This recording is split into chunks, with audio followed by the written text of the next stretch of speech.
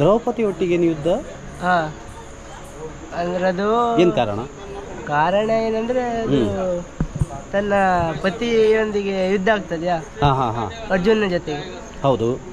ಅದರಲ್ಲಿ ಅರ್ಜುನ್ ಸೋತದ್ರೆ ಅವ ಶಿವನಲ್ಲಿ ಪ್ರಾರ್ಥನೆ ಮಾಡ್ಬೇಕಂತ. ಹಾಗಾಗಿ ಕಡೆಗೆ ಶಿವನ ಬದಲಾಗ ನಾವು ಹೋಗುದು, ಗಣ ಆಗಿ ಹೋಗ್ಲೇಬೇಕು. ಹೌದು, ಆ ಯುದ್ಧ ಅದರ ದುರಹಂಕಾರವನ್ನು ಮುರಿಲಿಕ್ಕೆ ಹೋಗುದಾ? ಅಡಿಗೆ ಅದರಲ್ಲೂ ನಾ ಯುದ್ಧದಲ್ಲಿ ಸೋಲೋದೇನಾ? ಸೋಲೋದು ಕೊಟ್ಟವರ? Very sad. 2 ಸ್ಟಂಟ್ ಹಾಕಿದ್ರು. ಅದ್ರ ನಂತರದಲ್ಲಿ ನಾನು ಕಾರ್ಯಕ್ರಮ ಯಕ್ಷಗಾನ ಇದನ್ನು ನಡೆಸ್ಕೊಳ್ತಾ ಬಂದೆ. ಹೌದು. 16ರಲ್ಲಿ ಸ್ಟ್ರೋಕ್ ಆಯಿತು. 2016. ಎಷ್ಟು ವರ್ಷ ಆಗಿತ್ತು ಅಲ್ಲಿಗೆ? 4 ವರ್ಷ ಪಾತ್ರ ಮಾಡಿ 3 ವರ್ಷ ಆಗಿತ್ತು. ಹೌದು. 16, 17ರಲ್ಲಿ ಸ್ಟ್ರೋಕ್ ಆಯಿತು. ಓಕೆ. ಸ್ಟ್ರೋಕ್ ಆದ ನಂತರ ನಂಗೆ ಟೋಟಲ್ ಒಂದು ಸೈಡ್ 8 ತಿಂಗಳ ನಾನು ಮನೆಯಲ್ಲೇ ಬೆಡ್ಡಲ್ಲೇ ಮಲಗಬೇಕಾಯಿತು. 21ರಲ್ಲಿ ಮತ್ತೆ ನನಗೆ ಅಯ್ಯಯ್ಯೋ. ಮತ್ತೆ 21ರಲ್ಲಿ ಮತ್ತೆ ಅಟ್ಯಾಕ್ ಆಯಿತು. ಮತ್ತೆ ಅಟ್ಯಾಕ್ ಆದ ನಂತರ ಮತ್ತೊಂದು ಸ್ಟಂಟ್ ಹಾಕಿದ್ದು. ಈಗ ಆಲ್ರೆಡಿ ದೇಹದಲ್ಲಿ 3 ಸ್ಟಂಟ್ ಇದೆ. ಅದು ಆದ ನಂತರ 21 ಆದ ನಂತರ ಸ್ಟಂಟ್ ಆದ ನಂತರ ಆವಾಗ ನಾನು ಏನು ಕೇಳಿದ್ರೆ ಮೆಡಿಸಿನು ಒಂದು ದಿನಕ್ಕೆ 21 ಗುಳಿಗೆ ತಿಂತಿದ್ದೆ. ಹೌದಾ? ಅದರಿಂದ 21 ಎಂಡಿಗೆ ಮತ್ತು ಕಿಡ್ನಿಯಲ್ಲಿ ಇನ್ಫೆಕ್ಷನ್ ಸ್ಟಾರ್ಟ್ ಆಯಿತು. ಅಲ್ಲಿಂದ ಮತ್ತೆ AJ admit.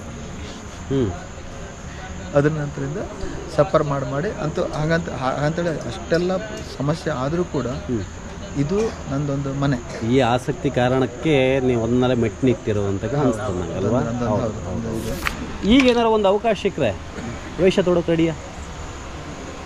Open art surgery ಆಗಿದೆ. ಓ ಮೈ ಗಾಡ್. ಸದ್ಯ ಒಂದು ವರ್ಷದಿಂದ ಓಪನ್ ಆರ್ಟ್ ಸರ್ಜರಿ ಆಯ್ತು. ಹೌದಾ? ಆದರೂ ರೆಡಿ ಅಲ್ಲ? ಹಾಂ, ನೆಕ್ಸ್ಟು ಮತ್ತು ಅವರೆಲ್ಲ ಒಟ್ಟಿಗೆ ಕೂತಿದಾವೆ ಸರ್. ಏನು ಮಾಡ್ತಾವ್ರು ನೋಡೋಣಲ್ಲ, ಬನ್ನಿ.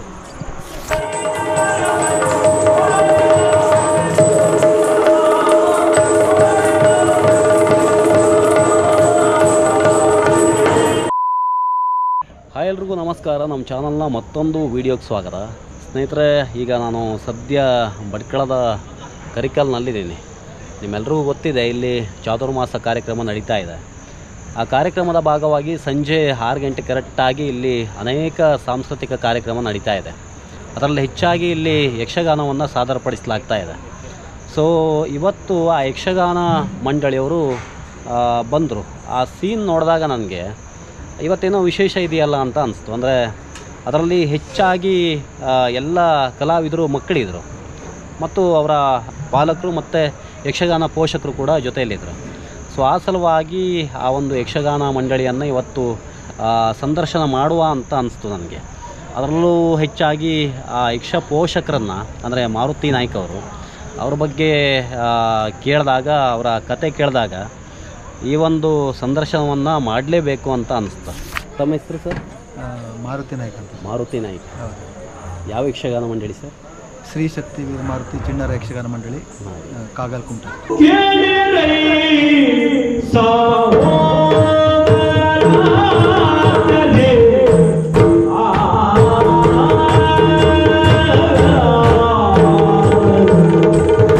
ಕಲಾವಿದರನ್ನೆಲ್ಲ ಸ್ವಲ್ಪ ಮಾತಾಡಿಸ್ವಲ್ವ ಸರ್? ಹಾಂ, ಮಾತಾಡ್ಸಿ. ಬನ್ನಿ ಸರ್, ನೀವು ಬನ್ನಿ. ಯಾರು ಪರಿಚಯವನ್ನು ಮಾಡಿಸ್ಕೊಳ್ಳಿ. ಅಡ್ಡಿಲ್ಲ. ಯಾರು, ಏನು ಕತೆ? ಅಡ್ಡಿಲ್ಲ. ಇವರೆಲ್ಲ ತಾಯಂದರು. ಇವರೆಲ್ಲ ತಾಯಂದರು. ಅವ್ರ ಜೊತೆ ಬರಲೇಬೇಕಾಗತ್ತೆ. ಹಾಂ, ಬರಲೇಬೇಕು. ನೈಟ್ ಎಲ್ಲ ಕಾರ್ಯಕ್ರಮ ಆಗೋ ಕಾರಣಕ್ಕೆ ಬರಲೇಬೇಕು. ಅವರ ಅವಶ್ಯಕತೆ ಇದೆ. ಎಲ್ಲರೂ ಬರ್ತಾರಾ ಅಥವಾ ಎಲ್ಲರ ಜವಾಬ್ದಾರಿ ಒಂದು 4 ಜನ ತಗೊಂಡು ಬರ್ತಾರೆ? ಇಲ್ಲ, ಹಾಗಲ್ಲ. ಅವರವರು ಮನೆ ಪಾಲಕರು ಅವರು ಬಂದ. ಹೌದಾ? ಆದ್ರೆ ಈಗ ಕಮ್ಮಿ ಅವರಲ್ಲ? ಕಮ್ಮಿ ಅವರು ಅಂತ ಹೇಳಿದ್ರೆ ಈಗ ಮಕ್ಕಳು, ಗಂಡು ಮಕ್ಕಳು ಇದ್ರ ಮನೆ ಬರ್ತಿಲ್ಲ ಈಗೀಗ. ಕರೆಕ್ಟ್. ದೊಡ್ಡ ಆದ್ರೆ ಬರ್ತಾರೆ ಅಂತ ಉದ್ದೇಶ. ಗಂಡು ಮಕ್ಕಳ ಹಣೆ ಬರನೇ ಅಷ್ಟೇ ಕೂಡ. ನೀನು ತುಂಬ ಚಿಕ್ಕ ಕಲಾವಿದೆ ಅಲ್ಲ? ಹಾಂ, ಮಾತಾಡಿ. ಹೆಸರು? ಕೋಮಲ ಬಾಬು ನಾಯ್ಕ್. ಏನು ಇವತ್ತು ಪಾತ್ರ ನಿಂದು? ಮನ್ಮಥ. ನಿಮ್ಮ ಹೆಸರಮ್ಮ? ಶೋಭಾ. ಯಾರು? ಹೌದಾ? ಓಕೆ. ನೀವಿಬ್ಬರು ಜೊತೆಯಾಗಿ ಜೋಡಿ ಥರ ದುಡಿತಾ ಇದ್ರಿ ಇದಕ್ಕೆ ಅಲ್ವಾ? ಹಾಂ, ಒಬ್ರಿಗೊಬ್ರು ಸಪೋರ್ಟಿವ್ ಆಗಿ. ಓಕೆ. ಇವ್ರ ಕಲಾವಿದರಾಗಿ ಒಂದ್ಸಲ ಒಂದು ಯಕ್ಷಗಾನ ಮಾಡೋರಲ್ವಾ? ಹಾಂ. ಅವರು ಬರೋಕ್ಕಿಂತ ಪೂರ್ವದಲ್ಲಿ ಹೆಂಗೆ ನೀವು ಸಪೋರ್ಟ್ ಮಾಡೋಕ್ಕೆ ಏನು ಕಾರಣ? ಅವರಿಗೆ ಇಚ್ಛೆ ಉಂಟಲ್ಲ, ಆಸಕ್ತಿ ಅನ್ನೋ ಕಾರಣಕ್ಕೆ. ಹೌದು, ಇಂಟ್ರೆಸ್ಟ್ ಇದೆ ಅವರಿಗೆ. ಆ ಕಾರಣದಿಂದ ನಾವು ಅದಕ್ಕೆ, ನನಗೂ ಇಂಟ್ರೆಸ್ಟ್ ಉಂಟು. ಹೌದಾ? ಯಕ್ಷಗಾನ ನೋಡೋದು, ಮೊದಲಿಂದ ಹೌದೌದು. ಆ ಇದರಿಂದ ನಾನು ಎರಡು ಕಡೆ ಆಸಕ್ತಿ ಇರೋ ಕಾರಣಕ್ಕೆ ಇದು ಮಗಳಿಗೂ ಇಲ್ಲಿ ತನಕ ಮುಂದುವರಿಕ ಬಂದಿದೆ. ಮಗಳಿಗೂ ಕೂಡ ಕಲಿಸ್ತೇವೆ. ಹೌದಾ? ಇದ್ದಾಳೆ. ಕಲಾವಿದೆ ಯಾಕೆ ಇಲ್ಲಿ? ಹೌದಾ? ನೀವು ಸಿಸ್ಟರ್? ನಾನು ಮಗಳಿದ್ದಾಳೆ. ಮಗಳ? ಹಾಂ, ಇವರಲ್ಲ? ಓಕೆ. ಮೇಕಪ್ಪು ಆರ್ಟಿಸ್ಟ್ ಅಂದರೆ ಅವರು ಬೇರೆ ಬೇರೆ ಬರ್ತಾರಾ ಅಥವಾ ರೆಗ್ಯುಲರ್ ಒಂದೇ ಇವರು ಒಬ್ಬರೇ ಇರ್ತಾರೆ? ಹೌದು. ಹಾಂ ಹಾಂ ಹಾಂ. ಇವ್ರು ಯಾವಾಗ ಕರೆದ್ರು ಅವಾಗ ಬರ್ತಾರಾ? ಹೌದು, ಯಾವಾಗ ಬರ್ತಾರೆ. ಹೌದಾ? ಬರ್ತಾರೆ ಅವರು. ಬೇರೆ ಕಡೆಗೆ ಹೋಗ್ತಾರೆ? ಬೇರೆ ಕಡೆ ಹೋಗ್ತಾರೆ. ಎಲ್ಲ ದೊಡ್ಡವ್ರದ್ದು ಸಣ್ಣವ್ರದ್ದು ಎಲ್ಲ ಯಕ್ಷಗಾನಕ್ಕೆ ಹೋಗ್ತಾರೆ. ಎಲ್ಲ ಯಕ್ಷಗಾನ ಮಕ್ಕಳದ್ದು ವೇಷ ಇವ್ರ ಹತ್ರ ಇರೋದು ಹೆಚ್ಚಿನ. ಹಾಂ ಹಾಂ ಹಾಂ ಹಾಂ. ಈಗ ವೇಷಭೂಷಣನೂ ಬೇಕಲ್ಲ, ಬರೀ ಹಿಂಗೆಲ್ಲ ಹಚ್ಕೋಬೇಕಲ್ಲ.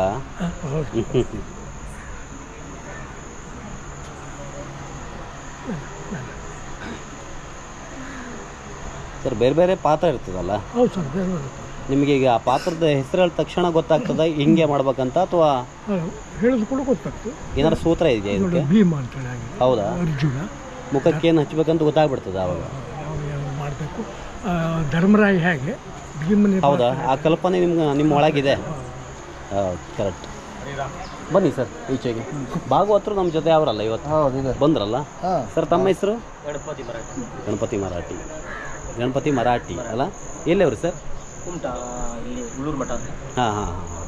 ಕುಮಟಾದವ್ರ? ಎಲ್ಲ ಕುಮಟಾದವ್ರಲ್ಲ? ಆಲ್ಮೋಸ್ಟ್ ಎಲ್ಲ ಕುಮಟಾದವ್ರು.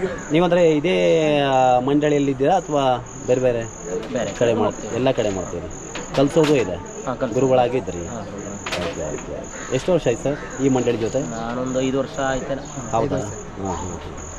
ಎರಡು ಇಂಪಾರ್ಟೆಂಟ್, ಒಂದು ಚೆಂಡೆ, ಇನ್ನೊಂದು ಮದ್ದಳೆ ಅಲ್ವಾ? ಭೀಮನ ವೇಷಧಾರಿ ಅಲ್ವಾ?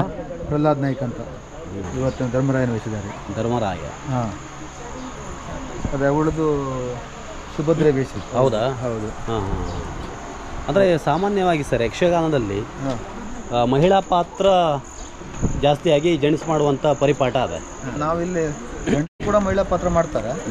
ಹೌದು, ಮಹಿಳೆಯರು ಜೆಂಟ್ಸ್ ಪಾತ್ರ ಮಾಡ್ತಾರೆ ಎರಡೂ. ಹೌದು. ಇವತ್ತು ಅವಳು ಆ್ಯಕ್ಚುಲಿ ಕೃಷ್ಣನ ಪಾತ್ರ ಇವತ್ತೊಂದು ಹುಡುಗಿನೇ ಮಾಡ್ತಿದ್ದಾಳೆ. ಹೌದಾ? ಕೃಷ್ಣನ್ ಪಾತ್ರ? ಹೌದು, ಕೃಷ್ಣನ ಪಾತ್ರವನ್ನು ಹುಡುಗಿ ಮಾಡ್ತಿದ್ದಾಳೆ. ದ್ರೌಪದಿ ಪಾತ್ರವನ್ನು ಹುಡುಗ ಮಾಡ್ತಾ ಇದ್ದ. ಯಾವ ಹುಡುಗದ? ದ್ರೌಪದಿಯಾಗಿ? Okay okay okay. ಹಾಂ ಹಾಂ. ಈಗ PUC ಬ್ರದರ್? ಡಿಗ್ರಿನಾ? ಓಕೆ. ನೀನು ದೊಡ್ಡವನಾ?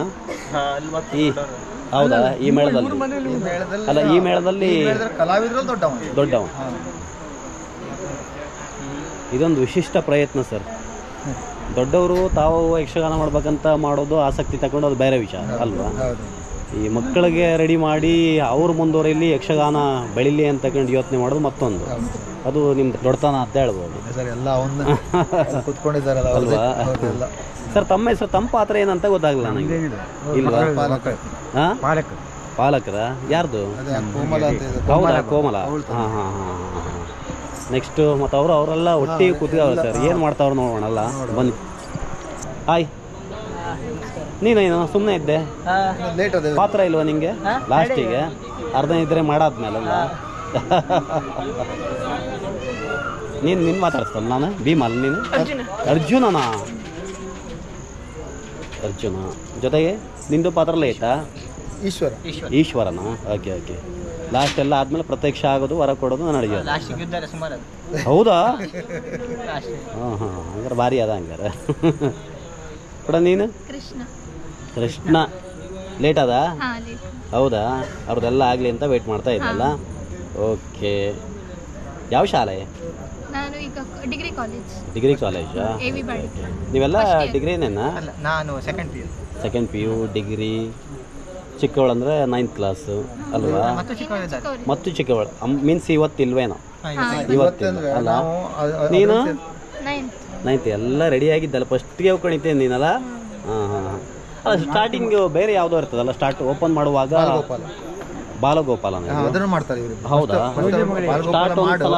ಮಾಡಿದ ನಂತರ ಆಮೇಲೆ ವೇಷ ಉಂಟು, ಬೇರೆ ವೇಷ ಸ್ಟಾರ್ಟ್ ಮಾಡೋದು ಯಾವುದೇ ಆದ್ರೂ ಬಾಲಗೋಪಾಲನ? ಬಾಲಗೋಪಾಲ ಅಂತ ಗಣಪತಿ ಸ್ತುತಿಯನ್ನ ಮಾಡ್ತೇವೆ ಮೊದಲೇ. ಹೌದೌದು. ಅಂದ್ರೆ ಯಾವುದೇ ಯಕ್ಷಗಾನ ಇರ್ಲಿ ಯಕ್ಷಗಾನದಾಗೆ ಅವರು ಆದ್ರೆ ಏನ್ ಮಾಡ್ತಾರೆ ಕೇಳಿದ್ರೆ ಅದನ್ನ ಅಲ್ಲಿ ಭಾಗವತರೆ ಪದ್ಯದಲ್ಲಿ ಹೇಳಿ ಮುಗಿಸ್ತಾರೆ, ಮುಗಿಸ್ಬಿಡ್ತಾರೆ. ನಾವು ಹಾಗೆ ಮಾಡೋದಿಲ್ಲ. ಮಕ್ಕಳಾದ್ರಿಂದ ಅಲ್ಲಿ 2 ವೇಷ ಕಟ್ಕೊಂಡಿಸಿದ್ರೆ ಅವ್ರಿಗೆ ಒಂದು ಅವಕಾಶ. ಅವ್ರಿಗೆ ಅವಕಾಶ ಕೊಡೋದ್ರಿಂದ ಬಾಲಗೋಪಾಲ ನಾವು ಕಂಪಲ್ಸರಿಯಾಗಿ ಮಾಡ್ತೇವೆ. ಕಂಪಲ್ಸರಿ ಮಾಡ್ತೀವಿ. ಇದು ನಂದೇ ಹುಡುಗಿ. ಹೌದಾ? ಹೆಸರು ಸೌಮ್ಯ.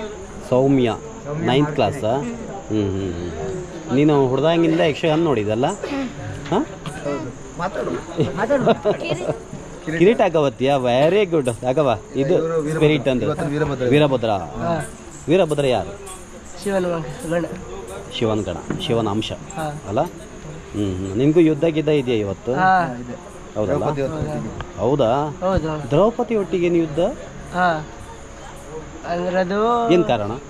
ಕಾರಣ ಏನಂದ್ರೆ ಅದು ತನ್ನ ಪತಿಯೊಂದಿಗೆ ಯುದ್ಧ ಆಗ್ತದ್ಯಾ ಅರ್ಜುನ ಜೊತೆಗೆ. ಹೌದು. ಅದ್ರಲ್ಲಿ ಅರ್ಜುನ್ ಸೋತದ್ರೆ ಅವ ಶಿವನಲ್ಲಿ ಪ್ರಾರ್ಥನೆ ಹಾಗಾಗಿ ಕಡೆಗೆ ಶಿವನ ಬದಲಾಗ ನಾವು ಹೋಗುದು, ಗಣ ಆಗಿ ಹೋಗ್ಲೇಬೇಕು. ಹೌದು. ಆ ಯುದ್ಧ ಅದ್ರ ದುರಹಂಕಾರವನ್ನು ಮುರಿಲಿಕ್ಕೆ ಹೋಗುದಾ? ಅಡಿಗೆ ಅದ್ರಲ್ಲೂ ನಾ ಯುದ್ಧದಲ್ಲಿ ಸೋಲೋದೇನಾ? ಸೋಲೋದು ಕೊಟ್ಟವರ? Very sad. ದ್ರೌಪದಿ ಇವತ್ತೇನಾರು ಮಾಡಿ ಗೆದ್ದು ಬಿಟ್ರೆ? ಯಾವಾಗ ಸ್ಟಾರ್ಟ್ ಆಯ್ತು ಸರ್ ಇದು? ಸರ 2014 ಸ್ಟಾರ್ಟ್ ಆಯ್ತು ಸರ್. ನಮ್ಮ ಈ ಇದರಲ್ಲಿ ಯಕ್ಷಗಾನ ಇವರಿಗೆ ಸೀಮಿತವಾದದ್ದು ಅಂತ ಹೇಳುವಂತ ಇದಿಲ್ಲ. SC ಯಾರು ಬೇಕಾದ್ರೂ ಮಾಡ್ಬೋದು. SC ಹುಡುಗರಿಗೆ ನಾವು ಒಂದು 8 ಮಂದಿ ಹುಡುಗರಿಗೆ ಯಕ್ಷಗಾನ ಸ್ಟೇಜನ್ನು ಹಚ್ಚಿದ್ದೇವೆ. ಕಲಿಸಿದ್ದೇವೆ. ಹೌದು. ಇದಕ್ಕೆ ಯಾವುದೇ ಗೌರ್ಮೆಂಟಿಂದ ಇದಿಲ್ಲ, ಮಕ್ಕಳಿಂದ ಫೀಸ್ ತಗೊಳ್ತಾ ಇಲ್ಲ ಅಥವಾ ಎಲ್ಲಾದ್ರೂ ಯಾವುದು ತಗೊಳ್ಳಲ್ಲ. ಇಲ್ಲ, ಫೀಸು ಇಲ್ಲ. ಮಕ್ಕಳಿಗೆ ಫೀಸ್ ಇಲ್ಲ. ಮಕ್ಕಳಿಗೆಲ್ಲ ಯಾರು ಬಂದರೂ ಫ್ರೀಯಾಗಿ ಕಲ್ತ್ಕೊಂಡು. ಹೌದು. ಜೊತೆಗೆ ಅದು ಸೇವಾರ್ಥವಾಗೂ ಹೌದು. ಅದಾದ ನಂತರ ಮತ್ತೆ ಎಲ್ಲಿ ಕಾರ್ಯಕ್ರಮಕ್ಕೆ ಹೋದ್ರೂ ಕೂಡ ಆ ಮಕ್ಕಳಿಗೆ ಹಾಗೆ ಏನು ತಗೊಳ್ಳೋದಿಲ್ಲ, ಮತ್ತು ನಮ್ಮ ಮಂಡಳಿಗೆ ಹಾಗೆ ಏನು ತಗೊಳ್ಳೋದಿಲ್ಲ. ನಾವು ನಮಗೇನು ಇತರೆ ಖರ್ಚು ಬರ್ತದೆ ಅದನ್ನು ಮಾತ್ರ ತಗೊಂಡು ಸೇವೆ ಮಾಡ್ತಿದ್ವಿ. ಅದೊಂದು ನಮ್ಮ ಧರ್ಮದ, ಹಿಂದೂ ಧರ್ಮದ ಕಲೆ ಅಂದರೆ ಗಂಡು ಕಲೆ ಅಂದರೆ ಯಕ್ಷಗಾನ ಕಲೆ. ಅದನ್ನು ಪ್ರಚಾರ ಮಾಡುವ ಉದ್ದೇಶ ನಮ್ಮದು ಪ್ರಬಲವಾಗಿದೆ. ಹಾಗಾಗಿ ಎಲ್ಲ ಕಡೆ ಹೋದರೂ ಕೂಡ ಎಲ್ಲಿ ಯಕ್ಷಗಾನ ಕರೆದು ಒಂದು 500 ರೂಪಾಯಿ ಕಮ್ಮಿ ಆದರೂ ಕೂಡ ಮಾಡೇ ಬರ್ತವೆ, ಕೈಯಿಂದ ಹಾಕೋದು ಅಂತಕ್ಕಂಥ ಅಲ್ಲೊಂದು ಇದು ಬೆಳೀಲಿ ಅಂತ ಹೇಳೋದು ಇಷ್ಟ. ಈಗ ಅದು ಖರ್ಚು ವೆಚ್ಚ ಅಂತ ಏನಾದರೂ ಬಂದೇ ಬರ್ತದೆ. ಈಗ ಮೇಕಪ್ ಆಗಲಿ ಅಥವಾ ವೇಷ, ಹೌದು, ಇದಕ್ಕೆಲ್ಲ ಈಗ ನಾವು ನಮ್ಮಲ್ಲಿ ಕಾರ್ಯಕ್ರಮ ಆದವಾಗ ನಾವೇನು ಮಾಡ್ತೇವೆ ಕೇಳಿದ್ರೆ, ನಮ್ಮ ಪಾಲಕರು ಕೆಲವರು ಕೈಲಾದವರು ಕೊಡ್ತಾರೆ, ಸ್ವಲ್ಪ 1,000-1,500 ಹಿಂಗೆ ಕೊಡ್ತಾರೆ. ಈಗ ಒಂದು ಯಕ್ಷಗಾನ ಮಾಡ್ಬೇಕಂದ್ರೆ 35,000 ರಿಂದ 40,000 ರೂಪಾಯಿ ಖರ್ಚು ಬರ್ತದೆ. ಇಲ್ಲ ಏನಾದರೂ ನಾವು ಫಂಕ್ಷನ್ ಮಾಡೋದು, ಒಂದು ವೇದಿಕೆಗೆ ಯಾರು ಬಂದ್ರು ಅವ್ರು ಏನಾದರೂ ಕೊಟ್ಟರೆ ಅದ್ರದ್ದು ಹೊರತಾಗಿ ಏನಾಯಿತು ಮಂಡಳಿ ಸಂಸ್ಥಾಪಕರ ಖರ್ಚು ಅಷ್ಟು, ಮತ್ತು ಕಲಿಕಾ ಕೇಂದ್ರದ್ದು ಎಲ್ಲ ಖರ್ಚು, ಟೋಟಲ್ ಖರ್ಚು ನಮ್ಮದು. ಸಂಸ್ಥಾಪಕರದ್ದು. ಕೆಲವೊಂದು ತೊಂದರೆಗಳು ಆಗಿತ್ತು ಆರೋಗ್ಯದಾಗೆ ಅಂತ ಕೇಳ್ಪಟ್ಟೆ. ಹಾರ್ಟ್ ಪ್ರಾಬ್ಲಮ್ 2013ರಲ್ಲಿ ನನಗೆ ಇದಾಯಿತು. ಅದು ನಾವು ದೊಡ್ಡವರದೇ ಒಂದು ಪ್ರೋಗ್ರಾಮ್ ಮಾಡಿದ್ವಿ ಅಂತ ಹೇಳಿ ಅದ್ರ ನಂತರದಲ್ಲಿ ಹಾರ್ಟ್ ಪ್ರಾಬ್ಲಮ್ ಆಯಿತು. ಹಾರ್ಟ್ ಪ್ರಾಬ್ಲಮ್ ಆದ ನಂತರ ನಂಗೆ 2 ಸ್ಟಂಟ್ ಹಾಕಿದ್ರು ಏಜಿಯಲ್ಲಿ. ಹೌದಾ? 2 ಸ್ಟಂಟ್ ಹಾಕಿದ್ರು. ಅದ್ರ ನಂತರದಲ್ಲಿ ನಾನು ಕಾರ್ಯಕ್ರಮ ಯಕ್ಷಗಾನ ಇದನ್ನು ನಡೆಸ್ಕೊಳ್ತಾ ಬಂದೆ. 16ರಲ್ಲಿ ಸ್ಟ್ರೋಕ್ ಆಯಿತು. 2016. ಎಷ್ಟು ವರ್ಷ ಆಗಿತ್ತು ಅಲ್ಲಿಗೆ? 4 ವರ್ಷ ಪಾತ್ರ ಮಾಡಿ 3 ವರ್ಷ ಆಗಿತ್ತು. ಹೌದು. 16-17ರಲ್ಲಿ ಸ್ಟ್ರೋಕ್ ಆಯಿತು. ಓಕೆ. ಸ್ಟ್ರೋಕ್ ಆದ ನಂತರ ನಂಗೆ ಟೋಟಲ್ ಒಂದು ಸೈಡ್ 8 ತಿಂಗಳು ನಾನು ಮನೆಯಲ್ಲೇ ಬೆಡ್ಡಲ್ಲೇ ಮಲಗಬೇಕಾಯ್ತು.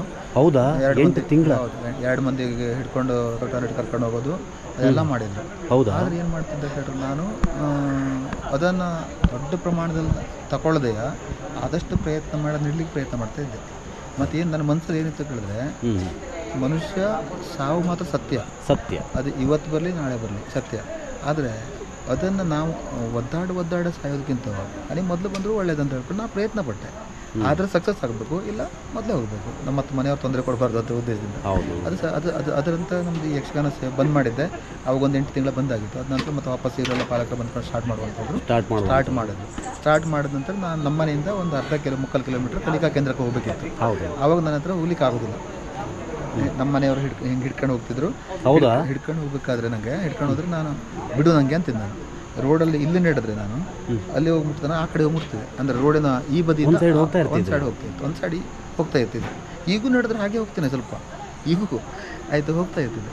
ಕ್ರಮೇಣ ಹಾಗೆ ಮಾಡ್ತಿದ್ದೆ. ಒಂದು ಎರಡು ಕ್ಲಾಸಿಗೆ ಹೋದಾಗ ನಮ್ಗೆ ಬಿಟ್ಟು ಬಂದರು. ಆಮೇಲೆ ನಾನೇ ಹೋಗ್ತೇನೆ ಅಂತ ಸ್ವಪಾಸ ನಡ್ಕೊಂಡು ಹೋಗಲಿ ಶುರು ಮಾಡಿದೆ. ಅಂತ ಅಲ್ಲೂ ಹೋದ ನಂತರ ಮಕ್ಕಳ ಒಟ್ಟಿಗೆ ನನ್ನ ಕೆಲವಷ್ಟು ನೋವನ್ನು ಕೂಡ ಅಲ್ಲಿ ಕಳೆದೆ. ಮತ್ತು ಅದೇನು ಕೇಳಿದ್ರೆ, ಆ ಯಕ್ಷಗಾನದ ಕ್ಲಾಸ್ ಎಲ್ಲಿ ನಡೀತದೆ ಅಂತ ಹೇಳಿದ್ರೆ, ಅಲ್ಲಿ ಒಂದು ದೇವ್ರ ಕಾರ್ಯಕ್ರಮ ನಡೆದಾಗೆ ನಾನು ಅದರಲ್ಲಿ ಭಾಗಿಯಾಗೋದ್ರಿಂದ ನನಗೂ ನಾನು ಮತ್ತೆ ಲವಲವಿಕೆ ಬಂತು ಅಲ್ವಾ? ಬಂತು. ಅದ ನಂತರದಲ್ಲಿ ಮತ್ತೆ ಕ್ಲಾಸ್ ಸ್ಟಾರ್ಟ್ ಆಯಿತು. ಶುರುವಾಗಿ ಎಲ್ಲ ಕಡೆ ಇದಾದ ನಂತರ 21ರಲ್ಲಿ ಮತ್ತೆ ನನಗೆ ಅಷ್ಟು ಅಯ್ಯಯ್ಯೋ ಮತ್ತೆ 21ರಲ್ಲಿ ಮತ್ತೆ ಅಟ್ಯಾಕ್ ಆಯಿತು. ಮತ್ತೆ ಅಟ್ಯಾಕ್ ಆದ ನಂತರ ಮತ್ತೊಂದು ಸ್ಟಂಟ್ ಹಾಕಿದ್ದೆ. ಈಗ ಆಲ್ರೆಡಿ ದೇಹದಲ್ಲಿ 3 ಸ್ಟಂಟ್ ಇದೆ.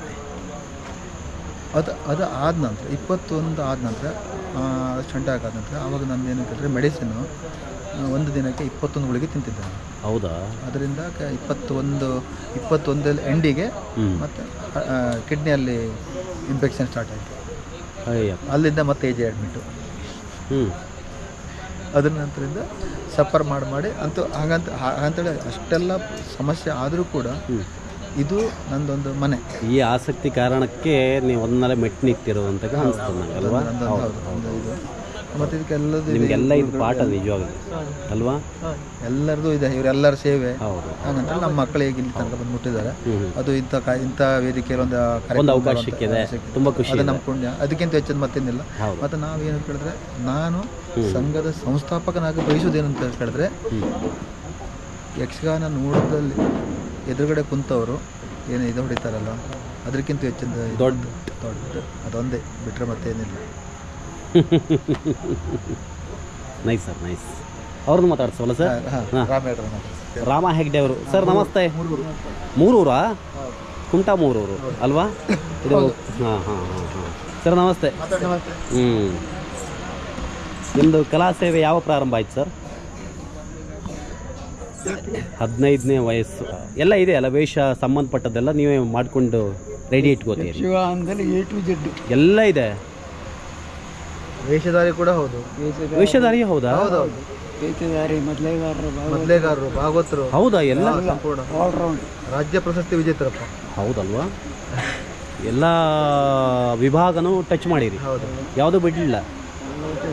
ಹಾಂ. ಎಷ್ಟರಲ್ಲಿ ನಿಮಗೆ ಪ್ರಶಸ್ತಿ ಸಿಕ್ಕಿದ್ದು? ಪ್ರಶಸ್ತಿ ಸಿಕ್ಕಿದ್ದು ಎಷ್ಟು? ಹೋದ್ರ ಸಲ 19-20ರಲ್ಲಿ ಪ್ರಶಸ್ತಿ ಸಿಕ್ಕಿದೆ. ಓಕೆ. ಈಗ ಏನಾರು ಒಂದು ಅವಕಾಶ ಸಿಕ್ಕರೆ ವೇಷ ತೊಡೋಕೆ ರೆಡಿಯಾ? ಓಪನ್ ಆರ್ಟ್ ಸರ್ಜರಿ ಆಗಿದೆ. ಓ ಮೈ ಗಾಡ್. ಈಗ ಸದ್ಯ ಒಂದು ವರ್ಷದಿಂದ ಓಪನ್ ಆರ್ಟ್ ಸರ್ಜರಿ ಆಯ್ತು. ಹೌದಾ? ಆದರೂ ರೆಡಿ ಅಲ್ಲ? ಹಾಂ, ನಿಮ್ಗೆ ಅವಕಾಶ ಸಿಗ್ಬೇಕಂತಾಗ ನಾನು ಅನ್ಕೋತೆ. ಇದು ಮತ್ತು ಇವ್ರ ಕೆಲಸ ಹೀಗೆ ಸ್ಟಾರ್ಟಿಂಗಲ್ಲೇ ಆಯಿತು ಅಂತಿಲ್ಲಲ್ಲ, ಬೆಳಗಾವ್ ಮೀನ್ಸ್ ಯಕ್ಷಗಾನ ಆಗೋ ತನಕನೂ ಇವ್ರ ಪಾತ್ರ ಬಿಚ್ಚೋ. ಹೌದಲ್ವಾ? ನೀವೇ ಮಾಡೋದು ಬರುವವರು ನಾವು ಕಡೆ ಹೋಗು. ಅದನ್ನ ಕರೆಕ್ಟ್. ಹೌದಾ? ಒಬ್ಬರೇ ಹೋಗೋದಾ ಸರ್ ಇದು? ಗೋಪಾಲ ಇಬ್ಬರು ಹೋಗ್ತಾರಲ್ಲ? ಇಬ್ಬರು ಹೋಗಿ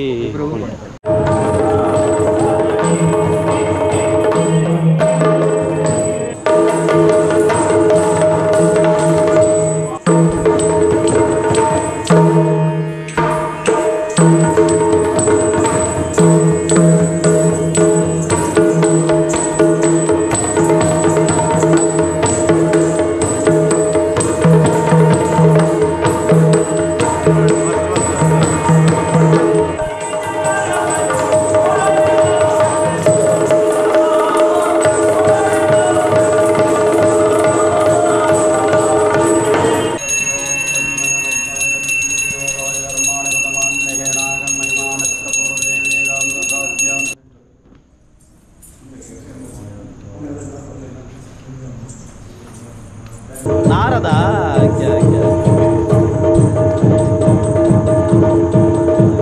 ಕಂಪ್ಲೀಟ್ ರೆಡಿ.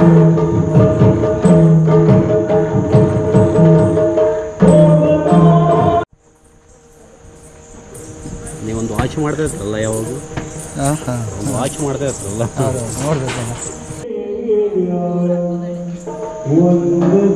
ನೆಕ್ಸ್ಟ್ ಪಾತ್ರ ಹೋಗ್ತಾ ಇರಲ್ಲ.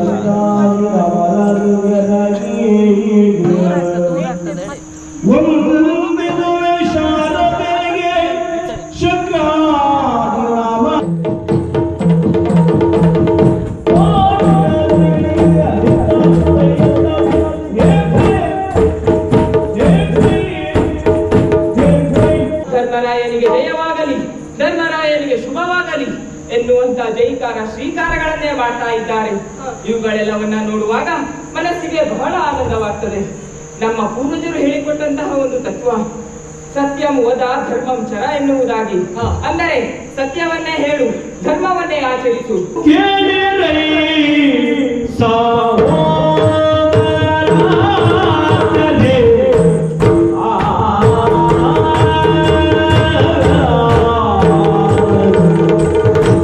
ಸ್ನೇಹಿತರೆ, ಈ ಒಂದು ವಿಡಿಯೋದಲ್ಲಿ ಆ ಯಕ್ಷಗಾನ ಮಂಡಳಿಯ ಎಲ್ಲ ಕಲಾವಿದರನ್ನು ಮತ್ತು ಅದರಲ್ಲೂ ಹೆಚ್ಚಾಗಿ ಆ ಕಲಾ ಪೋಷಕರನ್ನು ಮಾತಾಡಿಸ್ದೆ. ಅದರಲ್ಲಿ ಒಂದಷ್ಟು ಕತೆಗಳನ್ನು ಕೂಡ ನೀವು ಕೇಳಿದ್ರಿ.